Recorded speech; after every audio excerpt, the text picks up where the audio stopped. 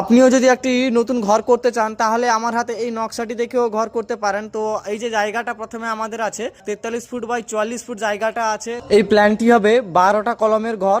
তো এখানে আপনি পেয়ে যাবেন 3টি রুম, যেটা হবে 12 বাই 11 ঘর। তারপরে আর একটা চলাফেরার জন্য যে রাস্তাটা থাকবে ওটা হচ্ছে 7 ফুটের। আর একটা ডাইনিংও পেয়ে যাবেন বড় একটা, সামনেও একটা বেলকনিও ভালোভাবে পেয়ে যাবেন আপনারা। ভিডিওটা দেখতে থাকুন আমরা যে সুতোর লাইনটা কিরকম করছি। আর এখানে যে গর্তগুলি হবে এখানে হবে 5 ফুট বাই 5 ফুট। তো ওই লাইনটাও আমি তোমাদের দেখাবো, চুন দাগ থেকে সব কিছু আমি তোমাদের দেখাতে থাকবো এবং শেষে আমি তোমাদের নকশাটাও ভালো করে দেখিয়ে দিয়ে যাব। তোমরাও অবশ্যই করতে পারবে, ভিডিওটা লাইনে দেখতে থাকো। এই যে আমরা খুঁটিগুলি এখানে পুঁতছি, তো এইখান থেকেই আমাদের মেন সুতোর দাগটা নিব, তারপরে মিডিল করে কলমের পয়েন্টগুলো সব বের করব। তো আমাদের এখানে সুতো মারা সব কমপ্লিট হয়ে গেছে। এবারে আমরা মিডল পয়েন্টটাও পেয়ে গেছি কলমের। আমাদের এখানে গর্তটা হবে 5 ফুট বাই 5 ফুট।